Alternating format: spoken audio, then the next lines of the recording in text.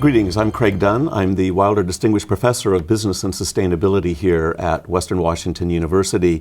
And I have with me Andish Alexander, who is with A&R Solar.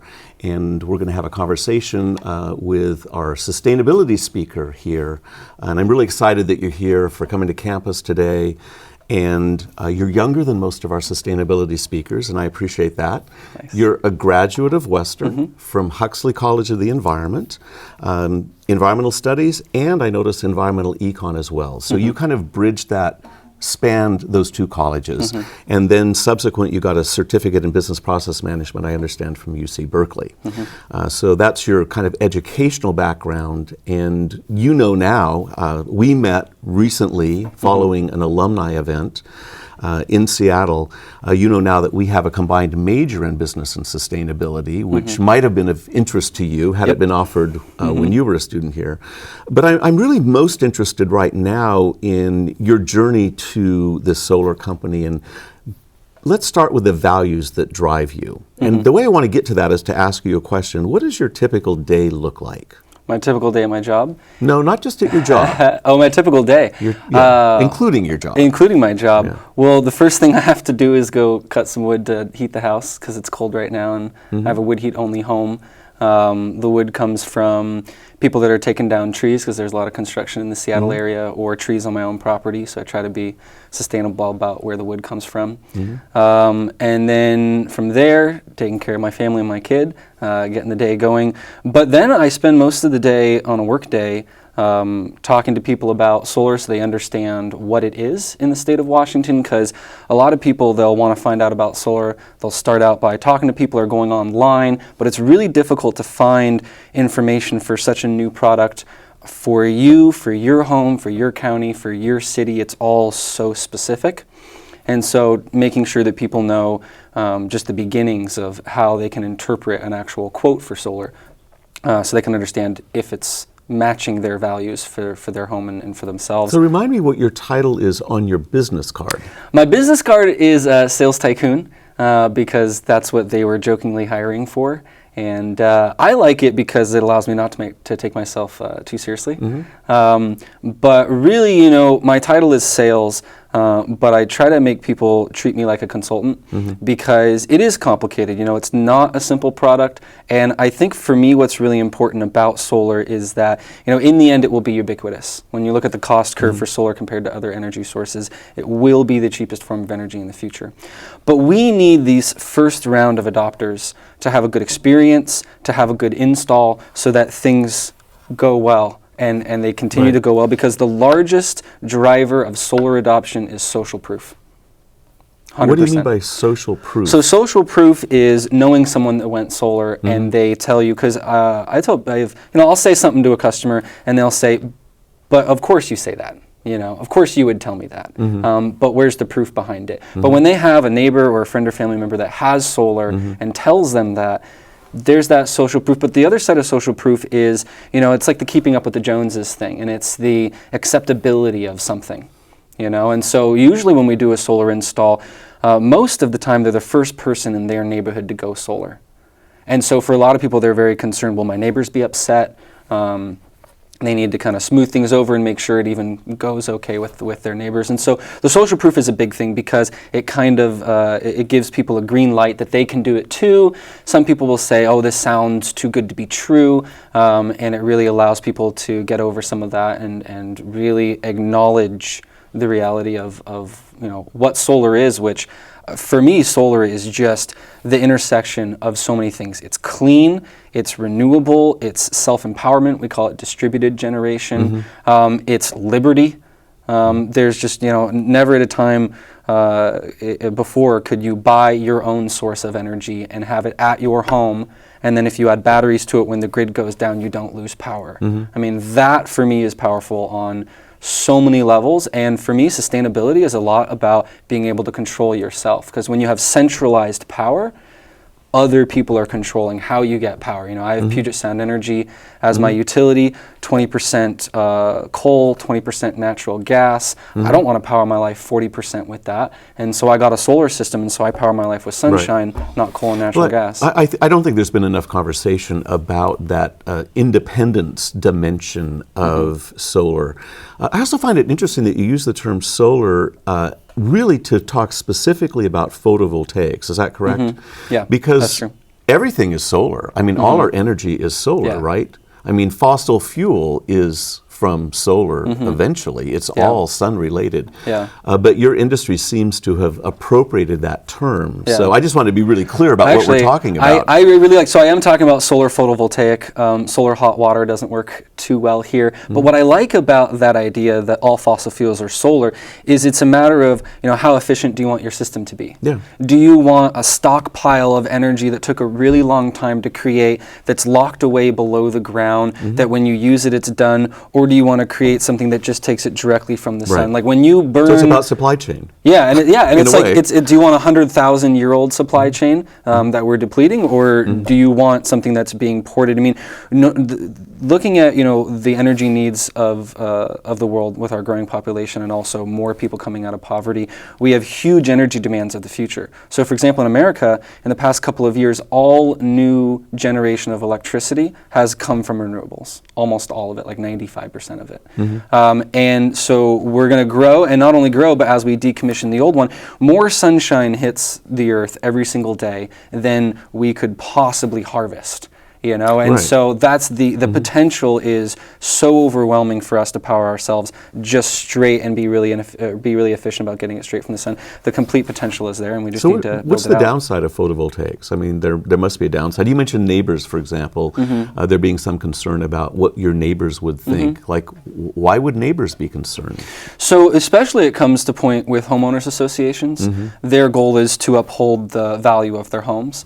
And so, but there's actually, we're really cool in this state and a lot of states where we have a Washington state code that forces homeowners associations to approve solar projects, but they're allowed to require the frame panels be black instead of silver, you know, so that they're able to you know, control that a little bit. So it's the aesthetics that would be It's the aesthetics that people, but it's funny because I'll be standing in someone's home and I'll say, look, 10 feet away right above the fence is a satellite dish staring at you every time you walk into your front door, but you don't complain about that because it's always been there. You know, I think utility poles are really ugly. I have no idea why our utility lines are above ground in America, but everyone's not fazed by that. So it is about perception, and it really is important to have, when someone is that first person in the neighborhood, for it to go well so it can continue from there. Yeah.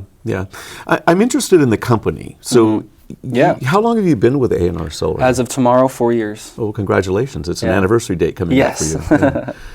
Too bad it's on a Saturday.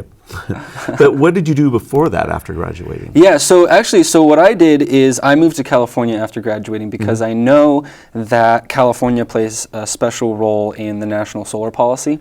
So for example, if there's an environmental regulation federally that California feels isn't stringent enough, they can make more stringent regulations. And since there's such a large marketplace, that's allowed. And then if another state wants to adopt those more strict standards, they can. So not only does California control their own fate, they influence the other states. And then if they get enough states to adopt it, it just kind of de facto becomes federal policy because everyone does it. And so I moved there because I wanted to be an activist. Right. I found that to be really hard. I found that to make no money. And it really kind of highlighted some stuff that was lightly touched on at Huxley, which is about poverty and environmentalism. You know, you can't make many environmental choices if you don't have much money or if you have no money. You know, if you're not the one funding your life, you're not the one that gets to decide how your life is. And so I thought it was great that I could spend my time advocating for things, met some really cool activists, worked for a really cool one named Antonia Juhas. She writes the alternative annual Chevron report. And has had a couple of really successful books, and we staged a really great protest highlighting Chevron. So who funds that work? Who funds her work? Yeah. Her through her income on selling books. So that's what I found out, is that she doesn't get paid to be an activist. She gets paid to do other things, and then she spends her time being an activist. And I didn't find a way to make money on the side as a recent graduate. And so, you know, it was also the same process that I went through in school here, because I started out with a policy degree saying, oh, the government controls policy, so let's... So this was environmental policy in particular, right? Yeah. Yeah. Yeah. And so, but in the education, I went straight to environmental policy, realized that business has so much impact. That's why I got the economics degree, and that's why I'm glad you created the sustainable business degree, because that's exactly what I was trying to hack together with different classes. But then, so I went down there, the activism thing didn't work out as far as being able to fund my own life. And then I had it in at a solar company, which is now the largest solar company in the United States, Solar City. And so I started just making sure that the 40-page contract was filled out correctly. That was it. That was all I did. But it got my foot in the door. I got an internal promotion from there, and then went to work for another solar company that I actually was a better fit at. And then when I moved back to Washington, we have a much smaller market. And so I moved into sales so that I could continue working in the solar industry. But one thing along that process too was, okay, so you enter an environmental industry, a sustainable industry. But then amongst the businesses, they all operate in a different way. You can be the business that installs an environmental product in a completely business as usual way. You can be a company that does it in a sustainable way with a focus on your community, your employees, and your customers. And that's what I found, and actually was the process, was Solar City is more focused on business. I then moved to another company that was more focused on the community. They were Diamond certified. They were a benefit corporation. And then at my current company, I moved over to a company that even took it further. And now we are a social purpose corporation. So let's draw that distinction, because you mentioned that your previous employer was a benefit corporation, which is really a certification, right? So it was a traditional corporation that was what we call a B Corp, a benefit corporation, which is a third-party accrediting body, and it requires some changes in governance structure and policies and practices in the entity. But then you also mentioned social purpose corporation, and my recollection is that the law in the state of Washington permitting the formation of social purpose corporations went into effect. It was either 2 or 3 years ago this past January. I want to say 2, but it might have been 3. But that's very different. So what do you see as being the differences between simply having the certification as a B Corp versus being a social purpose corporation? Yeah, so it's cool with the B Corp status. It's kind of an expression of who you are, and the bar to get it, I think, is pretty low in the end. Oh, do you? Because you have to pay your employees well. You have to just generally be good. There are a couple of very specific things, like not paying people minimum wage, those sorts of things, which is really great. But when you have investors, which my current company does it, but my previous company did, the B Corp status really doesn't do much towards that. There's no legal carve-out that allows you to go to those investors and say, I have any control. That's not really there. But when you get the social purpose corporation, my company now has a different name because we are incorporated in a different way. And what it really does is it places limits on fiduciary responsibilities. And also... Or one could say it expands your fiduciary opportunities. Opportunities, yeah. I suppose. Yeah, but as someone who owns the company or as an investor, previously they say, I need profit. And I get to define what that means as far as how much profit. I who? The investor. The investor or the owner. And as a social purpose corporation, you have a legal ability to say, I brought you some profit, but I am not going to increase your profit this year while not covering the additional premiums on the health insurance policy for our employees. I'm actually going to give you the same profit as I did last year, or however that works, and I'm going to pay more into the health insurance because those rates are going up, but I want those people to have the same coverage. Right. And under traditional corporate law, that was a problem for directors, because understanding that their primary fiduciary duty was, first of all, the perpetuation of the enterprise, but secondly, to take care of the shareholders or the investors, to use the term that you used, that became problematic because if you started doing things for other stakeholder groups, what would happen is you put yourself at risk for lawsuit. Because the shareholders might come back to you or investors might come back to you and say, you're taking our money and misappropriating it for the benefit of customers, employees, communities, etc., which is not a problem in a social purpose corporation. Yep, absolutely. I don't know the answer to this question, and I'm not sure that you will. How many social purpose corporations are there in the state of Washington? Oh, I have no idea. Yeah. There are a lot more B Corps than social purpose. Right. The B Corp to me is kind of like maybe the Toyota Prius of the corporate world. You know, it's a midpoint technology between pure petroleum-based motivation of a vehicle versus electric, right? Yeah. And I think the B Corp was a really useful stepping stone. And I'm hoping that more companies become aware of the opportunity for social purpose corporation. Yeah. And then I know they can change their incorporation. Or did your company dissolve and restart? So when we filed the paperwork, we actually came out with a new name. So the first part is the same A&R Solar, but then the little LLC tagline in the end is what changed to, I think, a Social Purpose Corporation LLC. Oh, right. So LLC would be a limited liability company. So and then we get new incorporation papers, and then I read through those, and it just very specifically states what we're talking about. Now, yes, you have those same financial responsibilities, but you are allowed to consider the health of the community, the health of the worker, and the employee. And that's the thing for my current company is that, there's a big desire to just be that way anyway. Yeah. And to get certificates that label you as that way so that you can even just let the marketplace know this is how you operate. Because I have customers who I'll talk about these things, almost no one's heard of them. And but the second we talk about the details, they'll say, oh, I want to work with you. This is the type of company that I want to do business with. Looking at, just the website for the company, it says, we must be doing something right. We were finalists for the Puget Sound Business Journal's 2015 Best Workplaces and have been recognized as one of Washington's fastest growing companies in 2013, 2014, 2015, 2016. But it goes on to say that here's a full-time employee benefits, health insurance, paid time off, education assistance, dental insurance, retirement benefits, ownership opportunity after 3 years, vision insurance, phone reimbursement, maternity and paternity leave. I've enjoyed all of those. Yeah. I had a kid. And how many employees are in the company? About 40 now. Yeah. Yeah, and there's a new bill up in the state right now, legislator, and if it passes, it would extend funding for our local incentive program and would allow for more growth. And that's one of my messages to our senators and representatives right now is, we need more jobs, yes. Unemployment is below 5%.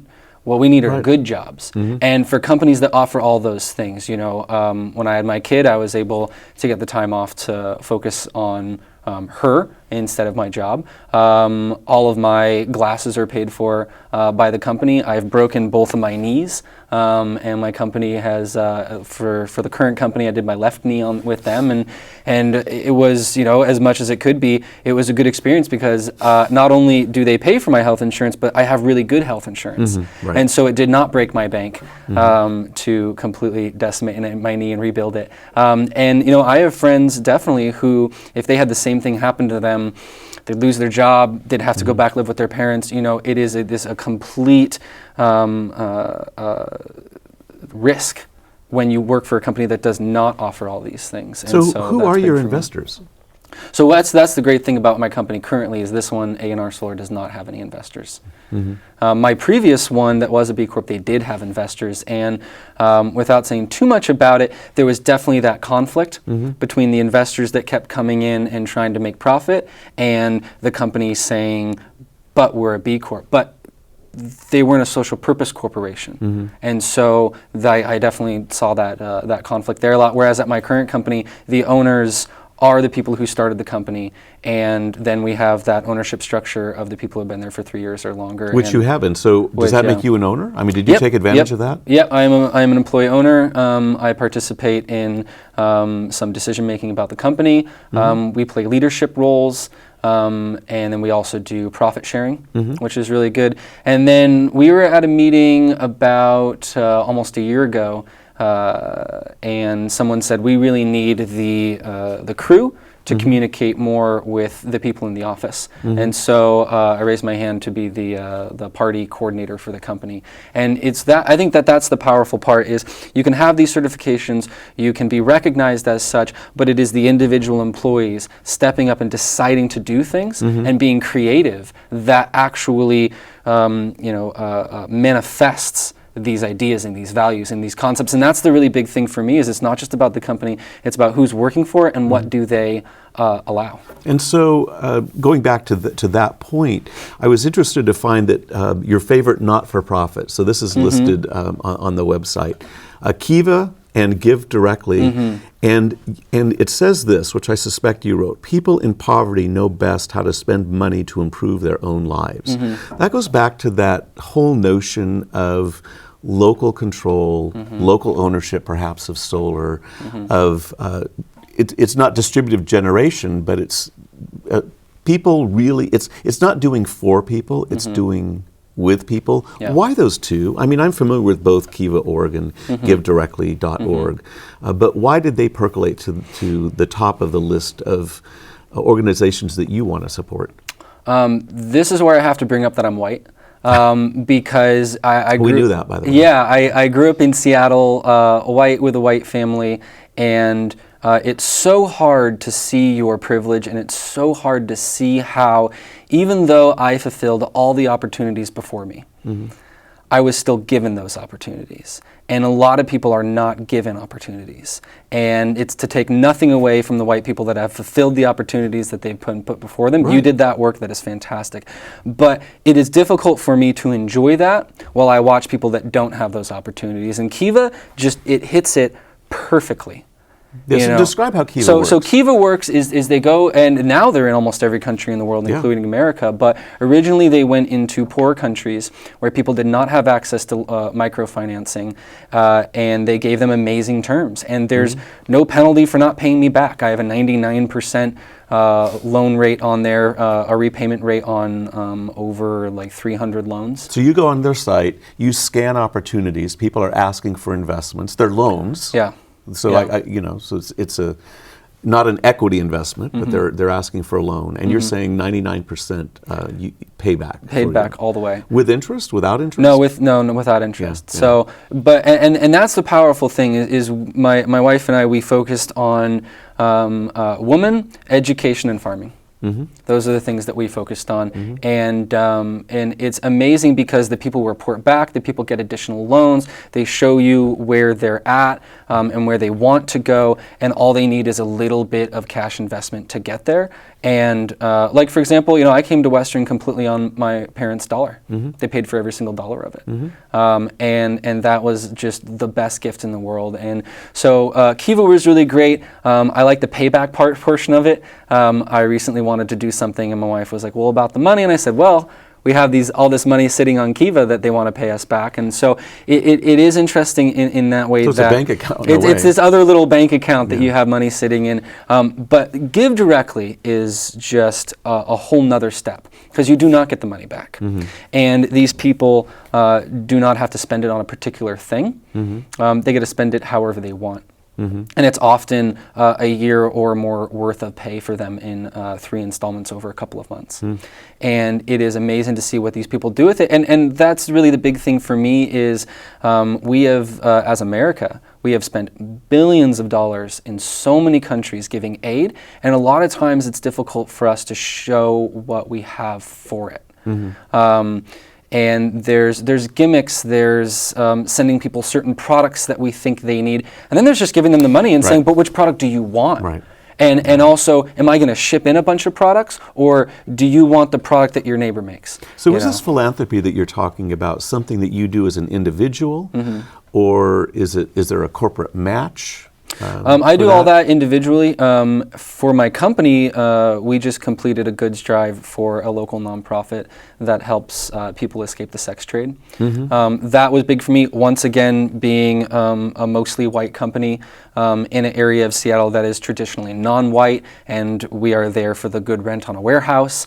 It was just really important to me, and that's the thing I take about, just being willing to take things on yourself when you work for one of these companies that is willing to entertain these ideas. I just said we should do a drive for them. They need coats, they need soap, they need basic things, and so I coincided it with our annual party, and people donated. We leveraged our customers, and then yesterday I dropped off just a whole bunch of stuff for them. And so a lot of it is just my own drive, but the fact I work for such a company that just easily says yes to those things and encourages them, really makes it possible, makes it more impactful. Because I donated to that local nonprofit some toiletries. My wife gave a coat she no longer needed that was still really good, and that was my one little portion. Right. But then we were able to give so much more because other people were able to scale it. And so for me it really is just something that I feel I have to do, but then it's really great to work for a company that also encourages it. I mean, that's what I find really interesting. We talk in our MBA program here at Western in the College of Business and Economics about, at the very beginning of their program, every MBA track, whether it's evening or Everett or traditional or accelerated, it's about the meaning of work. And I always cite a book by a mentor of mine, Ed Freeman, who wrote this book with a former student of his, Dan Gilbert. And they talk about reconceiving of what organization should look like. And what they're suggesting is that you shouldn't go work for a company and simply become a means to the end of their profitability. But we should reimagine corporations or organizations as places that we participate in with an eye towards achieving our own personal projects, whatever those happen to be. And we work alongside with other people who have different personal projects that are of interest to them. And the organization is just a context in which we find purpose and meaning, rather than just our being a tool for the shareholders in a more traditional corporate model. So I see when I hear you talk, a real blurring of the line between personal and organizational in a way that I find to be heartening. Yeah, and that's what was interesting. The first company I worked for, Solar City, they're a fine company, they're a big company, but there was no personal expression there. And for me, that just doesn't work. I can't work for those people. And for me, also for my company, it's not easy being in the solar industry at all. Especially in sales, my income is completely different every single year. Right. And sometimes good and sometimes bad. And when it's good, you need to make sure that you're good for the bad times. And so, no, it's not something that's easy. But one of the reasons I stick with it is because of the company, not the industry. There are other solar companies in Washington that I wouldn't work for because they're not like this. And so, for me, it's not only about being in the right industry, but it's being for the right company. And there's no other company that I know of that I would want to work for, because I am so outspoken that if I work for the wrong company, I'm just going to annoy them so much, because I can't keep my mouth shut. It just doesn't work. Yeah, I think we share that problem. In just a couple minutes we have left, if you were to give advice to students here at Western, and you'll be having lunch with some and speaking this afternoon to even more, what would that advice be? Because it sounds like the route that you took cost a lot in a sense. You moved out of state, you encountered challenges that I'm not sure you fully anticipated, like how do I be an activist and get paid for doing that? And now you've settled into a space where you seem very comfortable. Was there a shorter path that you could recommend, or did you have to go that route? Yeah. That's interesting. I think the main thing I did was I created a 5-year plan so that I was spurred to action, but then didn't worry if I actually completed that plan. Some of my friends would laugh at me for that, because I have actually perfectly done almost my 5-year plan. I think it's 8 years out of college now, and I'm doing exactly what I wanted to be doing. But no, I think the main thing is to be completely unsatisfied, and you'll never stop. Even accomplishments in my life are, the backdrop of it is potential. And if the potential that I see is not being fulfilled, it drives me crazy. That's why I got a certificate in process management, because it's crazy working for a company that they do a process 1,000 times a day, but they're not doing it efficiently. How are you going to fulfill your goal if you're not doing things efficiently there? And so that's been my main driving force, is no matter what I do, I am unsatisfied if I don't fulfill the potential that I see I could fulfill. And I think being uncomfortable, like coming out of college, I would say it's the devil of comfort. You know, we worship the God of comfort, and it is the worst thing for us possible because the economy and the world set up around us was not set up for us and was not set up for our own benefit.